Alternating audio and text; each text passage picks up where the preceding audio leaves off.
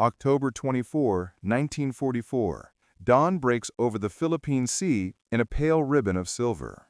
Warm air rises from the water as a line of American carriers cuts through the calm surface, their decks already alive with motion.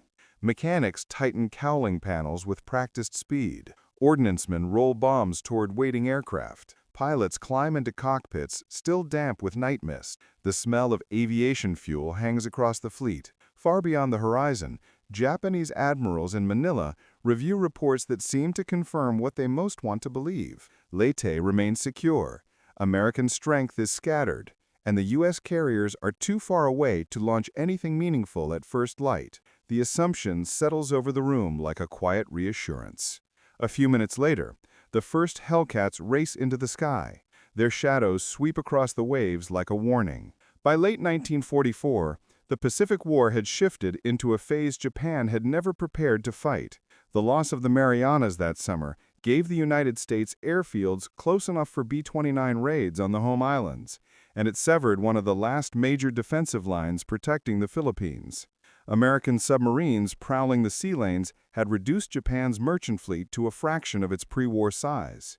Tankers were sunk faster than they could be built. Fuel reserves dwindled to levels that made every operation a gamble, and aircraft production outpaced the number of pilots who could be trained to fly them. Yet for Japan's naval general staff, the Philippines remained the symbolic and strategic hinge of the entire Southern Empire. Holding Leyte meant maintaining the flow of resources from Southeast Asia, securing the coastline of Luzon, and preserving morale at a moment when each defeat carried outsized consequences.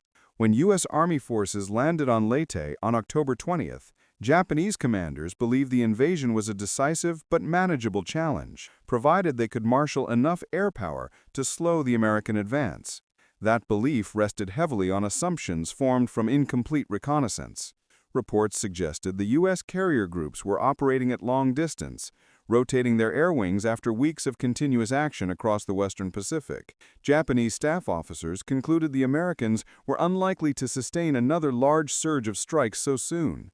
The attrition of Japanese aircraft had been catastrophic, but officers still trusted that surviving bases in Luzon and Formosa could coordinate an effective counterattack. What they did not fully grasp was how severely fuel shortages and pilot losses had hollowed out those same airfields. Meanwhile, thousands of miles away in the Central Pacific, the U.S. Navy had reached a scale of power that no naval strategist before the war had envisioned. Fleet carriers and light carriers sailed in concentrated groups, each capable of launching hundreds of aircraft with minimal notice. Radar-directed fighter control and practiced deck crews allowed the Americans to generate sortie rates unmatched by any navy in history. As Leyte became the center of gravity, the gap between perception and reality widened. Japanese admirals viewed the coming days as an opportunity to deliver a coordinated blow that might stall the American advance. American commanders saw Leyte as the opening that would allow them to dismantle Japan's remaining air power before it could interfere with the landings. But with poor visibility, scattered reports, and airfields struggling to refuel even a small number of aircraft, Japanese assessments drifted further from the battlefield unfolding around them. In that fragile space between confidence and miscalculation, the approaching storm of American carrier aviation gathered its strength. Across the Philippine Sea, the American carrier force prepared with a clarity of purpose that contrasted sharply with the uncertainty inside Japan's headquarters. Task Force 38, operating under Admiral William Halsey's overall command, had refined a rhythm of operations that fused technology, manpower, and doctrine into a single, relentless machine. Each carrier division moved with its own screen of cruisers and destroyers, feeding information into a network of radar pickets and reconnaissance flights that mapped the approaches to Leyte with increasing precision. On the flight decks, the air groups reflected the industrial weight behind the U.S. war effort. Hellcats and Helldivers arrived faster than replacement pilots could be trained. Spare parts filled storerooms. Ordnance ships restocked the fleet with mountains of bombs and torpedoes, allowing commanders to plan operations without worrying about conservation. The result was a striking advantage. American carriers could choose when to strike, how long to strike, and how many waves to launch, free from the constraints that burdened Japanese planners. The contrast grew sharper as October unfolded. Japanese bases at Clark Field, Nichols Field, and others across Luzon held rows of aircraft that could no longer fly meaningful missions. Fuel drums were rationed to the point that training flights disappeared entirely. Pilots with only a handful of hours were pressed into combat. Maintenance crews worked without enough replacement engines, spark plugs, or lubricants. What appeared from a distance to be operational strength was, up close, an eroding shell.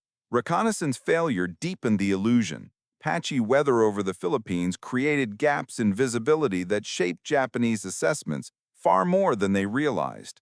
Without radar coverage comparable to the American system, commanders depended on intermittent scouting reports that struggled to keep pace with the movements of fast carrier groups. When aircraft failed to return, often due to inexperience, not enemy action, the silence was misinterpreted as confirmation that the U.S. carriers were withdrawing to refit. In reality, they were closing in. Task Force 38 maneuvered east of Luzon, keeping well beyond the range of most Japanese land-based aircraft. From there, they monitored radio intercepts, tracked ship movements, and prepared to neutralize any air threat that could reach the beaches of Leyte. Even after days of high-tempo operations, the Americans retained the strength to unleash one of the most powerful aerial assaults of the entire Pacific War. Japanese admirals continued to believe that Leyte's approach routes remained under control. They assumed the Americans would need time to reorganize their air wings, time to reposition, time to recover. But the carriers rushing toward strike range were already operating with the practiced efficiency of crews who had lived through months of nonstop combat. All that remained was for their aircraft to rise into the morning light. That moment would reveal just how far the two sides had drifted in their understanding of the battle that now converged on Leyte. From the viewpoint of Japanese staff officers in Manila, the situation around Leyte appeared complicated but controllable. Charts showed the dispersal of American naval forces, though the positions were based on scattered and outdated reports. Intelligence summaries emphasized opportunities for coordinated counterstrikes from Luzon and Formosa, and officers accustomed to pre-war doctrine believed that a concentrated effort of land-based aircraft could still blunt or even reverse an American landing. Their confidence rested on decades of training that taught them the decisive battle would be shaped by aggressive offense, not by absorbing blows from an enemy whose reach they still underestimated. Inside these rooms, the tone was cautious yet determined. Senior officers worked through calculations on sortie rates and refueling capacity, unaware that many of the aircraft they counted on lacked the fuel to even warm their engines. Decisions were made with the same discipline that guided Japan's earlier victories, but the information feeding those decisions no longer matched the reality unfolding beyond the archipelago. That gap left commanders vulnerable to believing the picture they expected to see rather than the one developing beyond their sight. Far out at sea, American carrier aviators saw a different world entirely. From their perspective, the Philippines was the next decisive step in isolating Japan from its remaining oil sources. Pilots who had flown through the Marianas campaign recognized the weakened state of Japanese air power. Radar plots during earlier raids showed fewer interceptors rising to meet them, and when they did appear, the engagements were brief and one-sided. Pilots noted the decline in skill and coordination, a sign that experience was slipping away faster than Japan could replace it. To the sailors on the flight decks, the scale of the coming operation was felt in sound and movement rather than strategy. The carrier did not sleep. Chains clattered across steel as aircraft were rolled into position. Catapult crews rehearsed their timing again and again. Below-deck ordnance teams prepared bombs with methodical precision. Each division practiced the choreography that allowed dozens of aircraft to launch in minutes. These routines meant that when orders finally came, the carriers could respond with a speed that Japanese planners no longer imagined possible. On the technological front, the difference between the two navies grew equally stark. American carriers operated as floating airfields equipped with radar-directed fighter control, allowing them to vector aircraft with an efficiency unmatched in the Pacific. Fighter directors watched blips form on screens, turning raw radio signals into actionable information. This system allowed American commanders to detect threats long before they appeared visually, a capability Japan lacked. Without the ability to track the carrier's movements through weather or darkness, Japan's best estimates increasingly drifted from reality. The psychological angle deepened the divide. For Japanese aviators still stationed on Luzon, morale fluctuated between determination and resignation. Pilots understood the fuel crisis more intimately than the staff officers in Manila. They saw drums being rationed, training flights canceled, and aircraft grounded indefinitely. Many knew that even if a large sortie were ordered, only a fraction of their units could take part. Yet obligation and discipline kept them preparing for a mission they sensed they might not survive. The confidence in Manila, the relentless preparation aboard the American carriers, and the strain felt on the airfields of Luzon all moved forward on the same unseen path. Each side believed it understood the unfolding battle, yet every hour brought them closer to a moment that would expose how far their realities had drifted apart. A moment carried toward Leyte by the rising engines of the U.S. fleet. Among the Japanese high command, another force shaped decision-making as powerfully as aircraft or ships: the weight of expectation. For years, the Imperial Navy had presented itself as an elite service capable of striking boldly and winning battles through audacity. Even as circumstances deteriorated, this legacy influenced how officers interpreted reports from the front. A message that hinted at American withdrawal felt more believable than one describing carriers preparing for renewed attack. The instinct to assume opportunity rather than danger had taken root, quietly steering assessments at a moment when clarity mattered most. In Tokyo, staff officers followed the situation with increasing anxiety. Intercepted American communications lacked the pattern they had learned to recognize from past operations. Some signals were missing, others conflicted. Analysts debated whether this meant the U.S. carriers were regrouping or masking their intentions. The uncertainty fed into a deeper dilemma.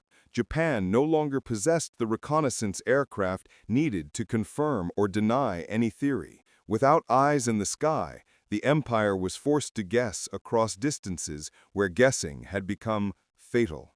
Meanwhile, aboard the American carriers, the crews approached the coming assault with disciplined calm. Veteran pilots reviewed maps illuminated by red lamps, tracing the routes they had flown over Formosa and the Marianas. They recognized that the mission ahead was different. This was not merely another strike against airfields or shipping. Neutralizing Japanese airpower around Leyte meant safeguarding the thousands of soldiers already fighting inland and ensuring the advance through the Philippines remained unbroken.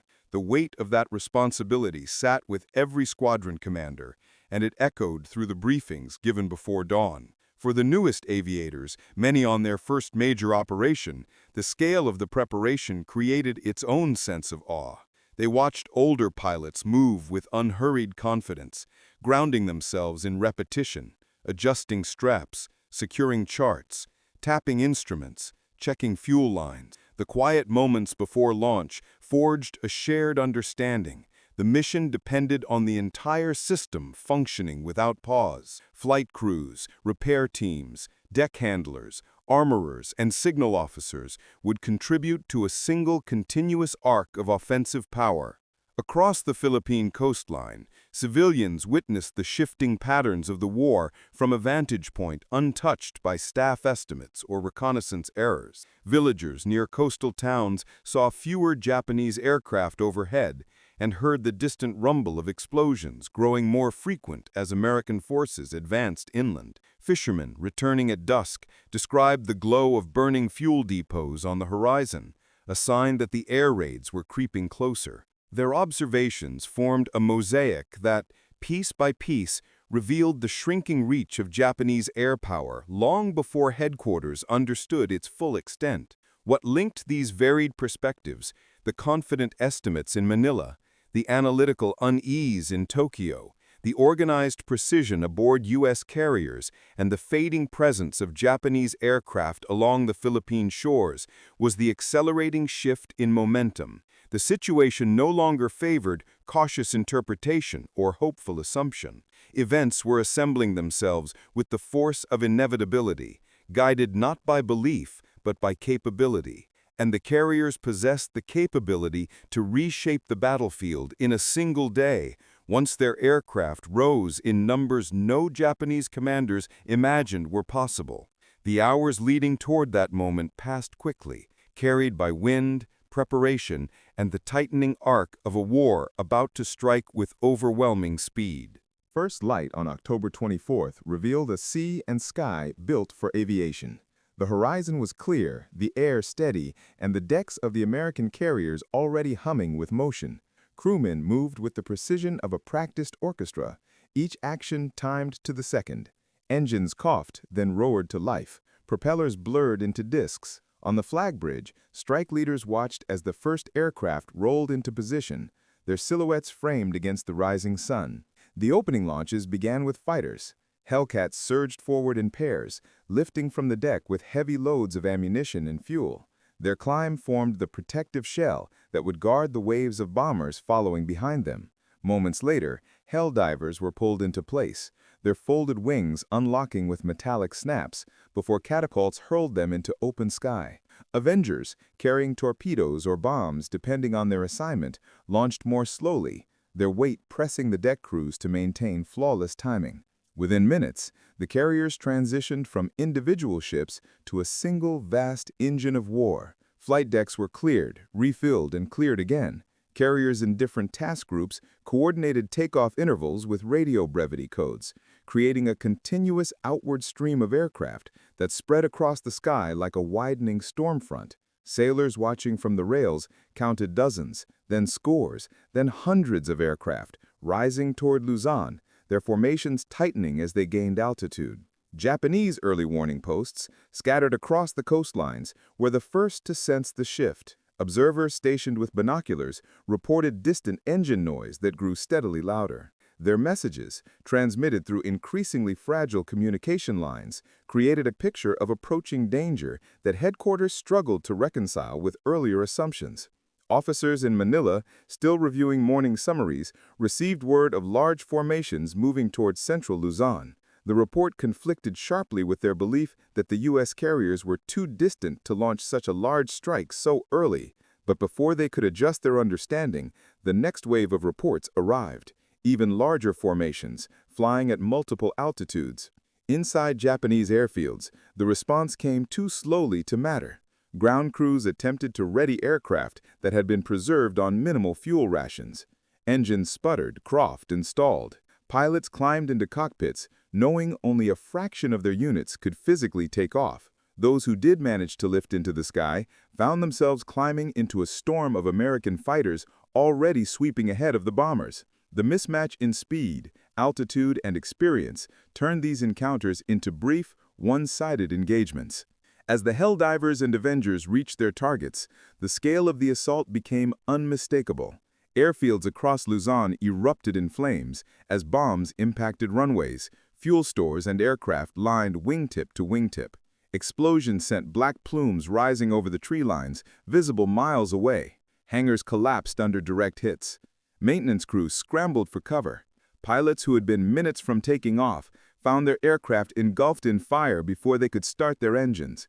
American pilots navigating through the smoke recognized the familiar signs of an air force stretched thin: limited anti-aircraft fire, scattered bursts without coordination, and very few interceptors attempting to challenge the incoming waves.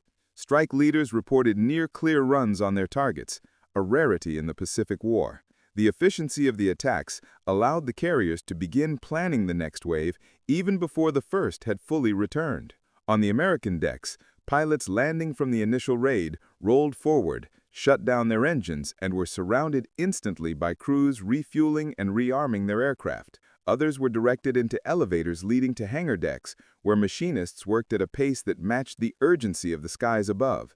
There was no pause between waves, only the steady rhythm of a fleet operating at peak capacity. Word traveled slowly back to Manila. Fragmented reports described destroyed runways, burning depots, and the near absence of surviving aircraft. What began as uncertainty hardened into realization. The carriers were not distant, not exhausted, not regrouping. They were attacking in strength greater than any Japanese commander had imagined possible. The day's momentum shifted with unmistakable force, carried by the steady return of U.S. aircraft to their carriers and the rising smoke columns that marked the collapse of Japanese air defenses across Luzon. By mid-morning, the assault had grown into something the Pacific had never witnessed at such scale. American carriers, spread across the Philippine Sea in coordinated task groups, launched strike after strike with a tempo that pushed the limits of even their well-practiced crews. Every deck officer, every signalman, every ordnance handler operated with urgency sharpened by experience. The objective was simple: overwhelm every Japanese airfield capable of threatening the landings at Leyte. The method was an overwhelming force delivered without pause. The second wave rose into the sky just as the first returned, forming new formations that stretched for miles. Pilots climbed through layers of cloud and smoke, guiding their aircraft by instruments and the steady voice of controllers directing them toward fresh targets. Some units were assigned to strike fields missed by the first wave. Others aimed at fuel depots, coastal installations, and any operational aircraft still intact on the ground. The Americans understood that destroying not only planes, but the infrastructure supporting them would prevent Japan from rebuilding any meaningful resistance. On the ground, the consequences of the expanding assault became more severe. Airfields that had endured the first strikes struggled to respond to the second. Fires burned unchecked. Fuel trucks detonated in chain reactions. Repair crews attempting to clear debris found themselves forced to flee as new formations appeared overhead. A few determined pilots managed to scramble, but their ascent ended almost immediately as Hellcats swept down in tight attack runs. The imbalance of skill, altitude, and numbers left Japan with no means of contesting the sky. Across Luzon, communication networks began to collapse under the pressure of conflicting and urgent reports. Messages flowed in from commanders describing aircraft losses, destroyed hangars, and burning supply dumps. Each report diminished the Japanese ability to coordinate any counterstrike. The hope that Luzon's airpower could be unified into a decisive blow dissolved into the reality of isolated bases fighting for their own survival. Out at sea, the carriers maintained their rhythm. Fighter directors tracked formations returning from Luzon, guiding them back to the fleet in long arcs that kept the sky organized despite the scale of the operation. Deck crews cleared landing aircraft with practiced efficiency, shifting damaged planes aside, rearming those ready for another sortie, and preparing squadrons that had not yet launched. The pace of activity drove the sortie count higher than even the most optimistic pre-war planners had envisioned. By early afternoon, the number of strikes launched surpassed anything Japan believed possible. More than 1,000 American sorties swept across Luzon and the surrounding regions, each adding to the destruction that made further Japanese resistance increasingly symbolic. Pilots reported fields covered with smoke so thick they navigated by the glow of fires below. Others saw ammunition dumps erupt in towering columns of flame. Some returned with photographs showing rows of aircraft destroyed before they ever had the chance to taxi. The broader consequence emerged quickly. Japan no longer possessed the air strength to interfere with operations at Leyte. Every aircraft lost on Luzon weakened the ability to threaten American transports, ground forces, and naval support ships. The carefully prepared Japanese counteroffensive, built on the assumption of available air power, began to unravel. In Manila, The weight of the reports forming on staff tables left officers staring at numbers they struggled to believe. Hours earlier, they had assessed the situation as challenging but manageable. Now they faced the reality of a near-total collapse of their air defenses in the central Philippines. The destruction was not gradual. It was the result of a single day of carrier aviation, unleashed at a scale Japan could no longer match. On the carrier decks, as the sun dipped lower and the last wave of aircraft returned, the crews understood that the day had reshaped the battle for the Philippines. The immense effort, extending from dawn to dusk, had not merely damaged Japanese air power, it had hollowed out its core. Night settled over a sea still warm from the engines of aircraft that had risen in numbers unmatched in the Pacific War. And beyond the darkness, the battlefield in Luzon burned without resistance, signaling that the struggle for Leyte had entered a new and irreversible phase. When the sun rose the next morning, the landscape of Luzon no longer resembled the network of air bases Japan had relied upon to defend the Philippines. Smoke still drifted from fuel depots that had burned through the night. Twisted aircraft frames lay across runways shattered by bomb craters. Hangars that once sheltered Japan's remaining operational squadrons had collapsed into piles of corrugated metal. Even before new American flights appeared on radar, commanders across the island understood the truth. The capacity to mount a coordinated air response had been stripped away in a single day. Reports filtered into Manila with a clarity that left little room for interpretation. Airfields at Clark and Nichols had suffered near-total destruction of their operational aircraft. Smaller bases, already weakened by fuel shortages, had been reduced to little more than smoldering patches of ground. Units that had once counted dozens of fighters now reported only a handful still capable of flight, and even those had minimal fuel reserves. The belief that Luzon could project meaningful air power toward Leyte evaporated. The strategic effect appeared almost immediately. Without Japanese aircraft rising from Luzon, American supply convoys steaming toward the island operated with unprecedented freedom. Troop transports, ammunition ships, and landing craft reached the beaches with minimal interference. Inland U.S. Army divisions advancing through Leyte no longer faced the constant threat of air attack. The skies overhead, once contested, became a protective canopy maintained by American fighters orbiting in steady rotations. For the Japanese Army units fighting on Leyte, the absence of air support created a psychological weight as heavy as the material loss. Soldiers accustomed to looking skyward for friendly aircraft saw only American formations patrolling at will. Messages requesting air cover or reconnaissance flights returned with apologies or silence. Infantry units attempting to reposition found themselves exposed to strafing attacks. Artillery batteries, already short on ammunition, became easier targets without the distraction of Japanese fighters to draw fire. Inside Japan's Naval General Staff, the impact of the previous day's strikes unfolded with growing alarm. For months, planners had argued that the Philippines could be defended through a combination of fleet action and land-based air power. Now one half of that plan lay in ruins. The remaining option, committing the fleet in a decisive bid to strike the American invasion force, depended upon assumptions that no longer aligned with battlefield realities. Without air cover, Japanese surface ships faced the same overwhelming American aviation that had devastated Luzon. Yet retreating meant abandoning the Philippines entirely, a consequence no admiral was willing to accept. The destruction on Luzon had done more than reduce aircraft numbers. It had overturned the strategic balance at the very moment Japan needed stability most. What unfolded on October 24th had rewritten the limits of what American carriers could achieve in a single day, leaving the Japanese command struggling to adapt in a world where their strongest assumptions had collapsed. Across the Philippines, the consequences of the carrier strikes continued to unfold long after the smoke faded from the runways.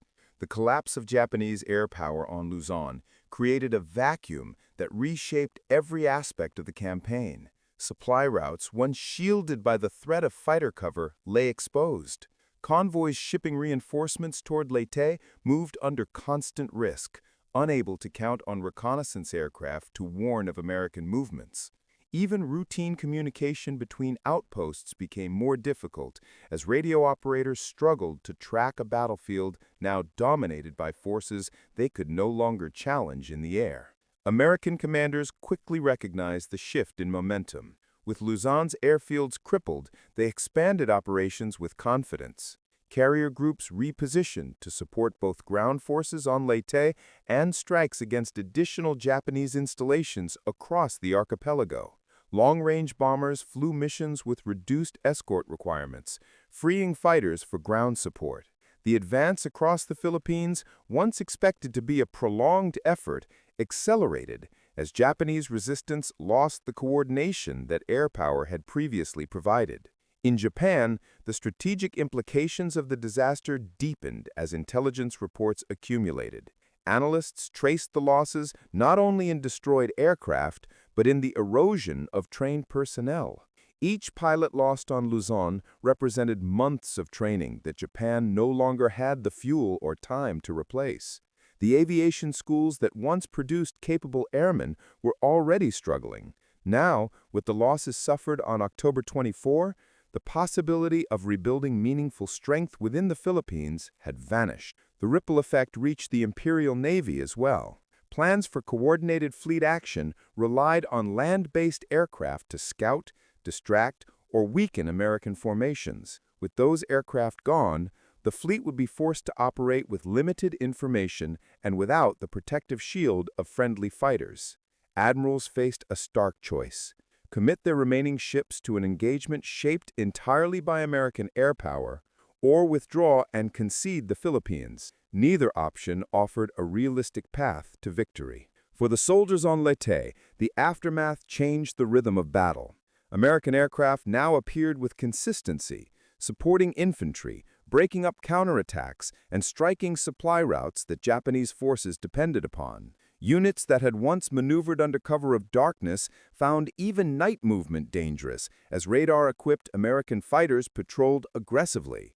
Each day without air support stretched Japanese logistics thinner, isolating pockets of resistance across the island. The losses of October 24 also resonated far beyond immediate tactical effects.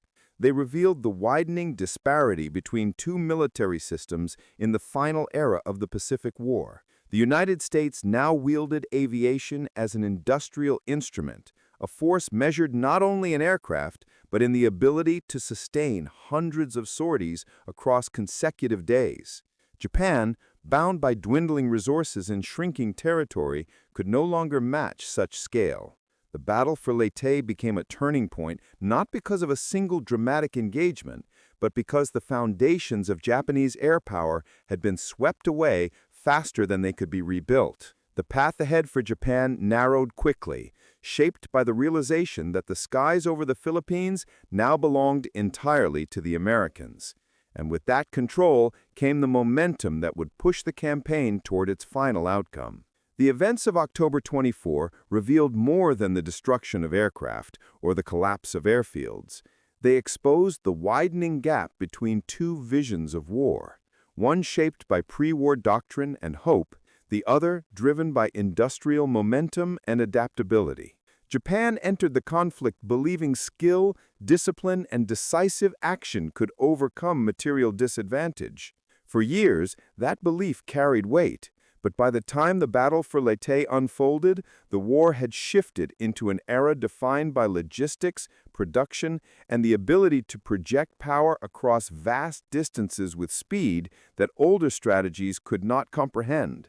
American carriers embodied this transformation. They were not simply ships that launched aircraft. They were mobile systems, capable of sustaining high-intensity operations for as long as fuel and ordnance held.